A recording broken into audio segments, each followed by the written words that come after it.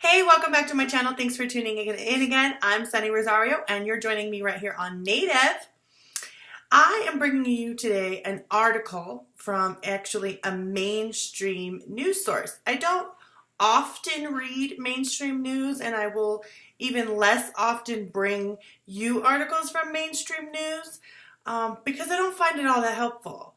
But there are times when I'm very intrigued by a mainstream news story because it's something that has trickled all the way down and is like unavoidable to be reported. Something that is not usually reported in the mainstream media. So I was a little bit surprised when I saw this article on Newsweek with the title of "Tech Brothers Bought Sex Trafficking Victims by Using Amazon and Microsoft Work Emails." And by emails, they mean email addresses.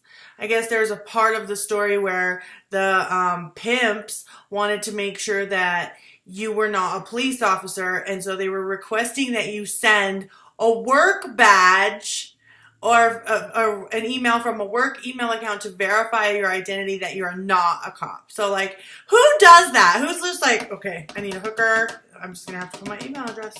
Like, who does that? So that either indicates this is super commonplace and it's not a big deal, or it indicates you've given up on having a normal life and you need to step away from the computer and go to a dinner party or a cocktail, a happy hour at the local dive bar or something. All right.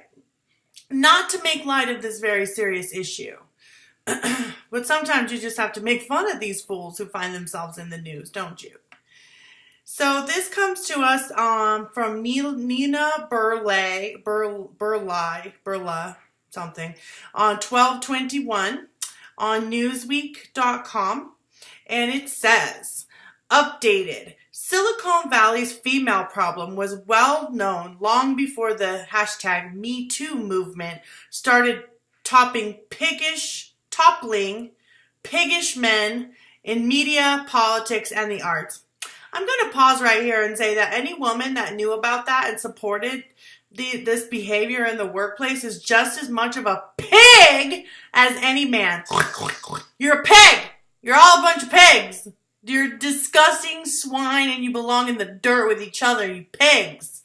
Male or female. Because I know a lot of females that get down and dirty, and some of those people do work for the government. Sorry. But emails obtained by Newsweek reveal another sordid corner of the tech sector's treatment of women. So they're saying, hey, we knew about the female problem before Me Too hashtag starts popping up, and but they've got these emails now. Emails obtained by Newsweek reveal another sordid corner of the tech sector's treatment of women, a horny nest of prostitution hobbyists. So prostitution hobbyists, people who use prostitutes as sort of a hobby. I would kind of argue with that. I feel like they've just given up on doing anything but working and being wrapped up in this world that is the tech industry. This crazy, it's a subculture. It's a completely different world. The emails from the men, some hoovered up in a sting operation against online prostitution review boards, are all similar, often disguised as replies to wrong addresses.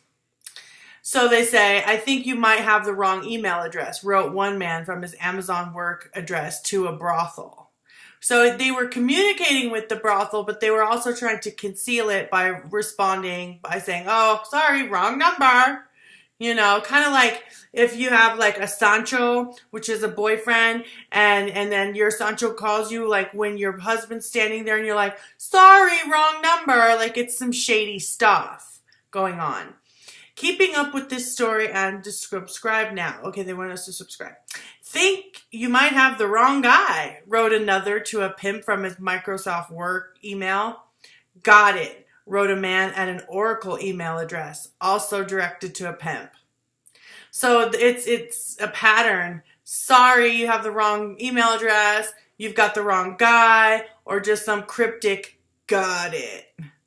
That's the guiltiest one, that got it response. Like, It's like the eagle has flown the coop. It's like a secret code.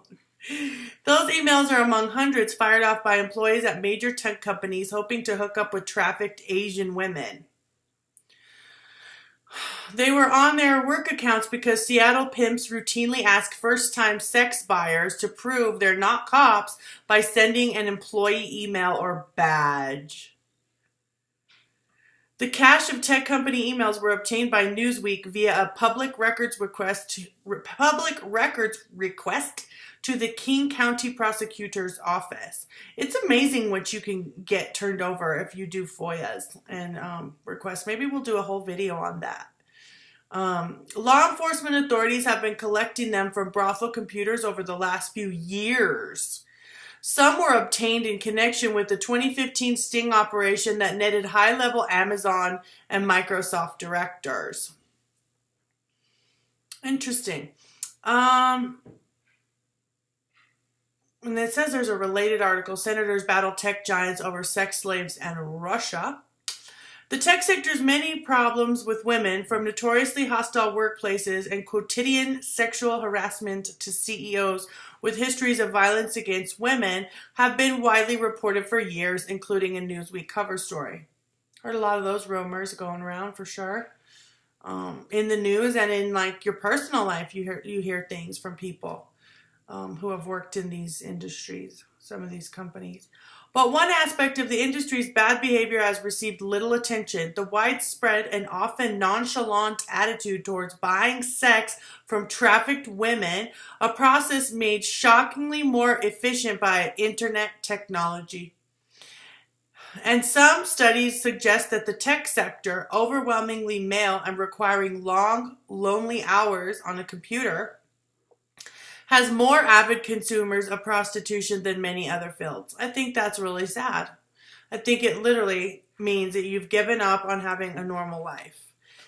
And you really don't care about having any kind of relationships. Even a superficial relationship where you just hook up with someone who just wants, to do the cochinadas with you is better than that. Like, there's a lot of women out there who don't want a relationship. And like, if you just approach it that way and you're honest and you're not pretending to date the person because you feel like you have to, there's a lot of women out there that can have very casual relationships with you if that's what you want to do. In the Seattle area, and men, I don't like the gender slant of this article, but it just so happens to be a fact that there are more men in these jobs right now. In the Seattle area, brothels even advertise their proximity to Microsoft headquarters on the Backpage.com site. The ad might say, new open mind, Asian, hot, sweet, pretty face, nice body, top service, Bellevue and Redmond, like an intersection, near Microsoft. Or certifiably sexy, new room massage, 69 tongue bath. Bellevue, Redmond, Microsoft access. So if you're a tourist in Seattle, it sounds to me like you might want to stay away from Bellevue and Redmond if you're not in the market for some sex. A study commissioned by the Justice Department found that Seattle has the fastest growing sex industry in the United States, more than doubling in size between 2005 and 2012. That boom correlates neatly with the boom of the tech sector there. It also correlates to the surge in high-paying jobs, since this hobby, the word Johns used to describe buying sex, can be expensive. Some of these men spend $30,000 to $50,000 a year, according to authorities. I bet these same people have like a serious porn addiction. Oh, if you haven't seen my friend Really Graceful's video about porn, I would love for you to go over there and check that out on her channel. She does really great videos. She's way more professional and skilled than I am. The tech sector has not only employed a significant number of men who pay for sex with trafficked women, it has also enabled traffickers to reach customers more easily and to hide their business from cops by taking it off the streets and into computers, and ultimately hotel rooms, motels, or apartments. In just one 24-hour period in Seattle, an estimated 6,487 people solicited sex on just one of the more than 100 websites that connect buyers with sellers, according to a 2014 study. Holy cow. This reminds me of something that happens every year in here in where I live. There's a stock show that comes to town in January every year, and it's a big old deal. And when I worked in the courts, it's not funny, but every year they would have a huge prostitution sting, and they would arrest a bunch of cowboys and prostitutes who were taking advantage of this massive event to, make some money and have some fun away from home on the road.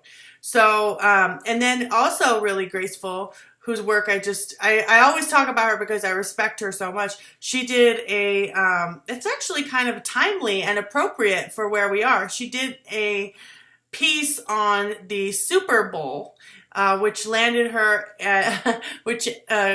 ended up in her having a hit piece done against her by the BBC. So that's something that you should take a look at, since the NFL has been in the news and the Super Bowl is coming up again soon. 2 videos from Really Graceful that I really recommend. So the cache of emails shared with Newsweek date between 2014 and 2016 and included 67 sent from Microsoft, 63 sent from Amazon email accounts, and dozens more sent from some of Seattle's premier tech companies and others based elsewhere, but with offices in Seattle, including T-Mobile and Oracle, as well as many local smaller firms. The men who sent the emails have not been charged, and Newsweek is not identifying them. Ooh, you're in trouble. Wow. It goes on to say that they also report that each woman has sex between 5 and 15 men per day.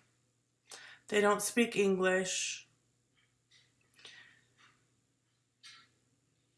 Wow. And they do like gimmicks. They have all these gimmicks so that they can be competitive. Wow. So let me know in the comments what you think about this article. I suggest you read the rest of it on your own. I don't want to make this video too long. Yeah. Thanks for watching.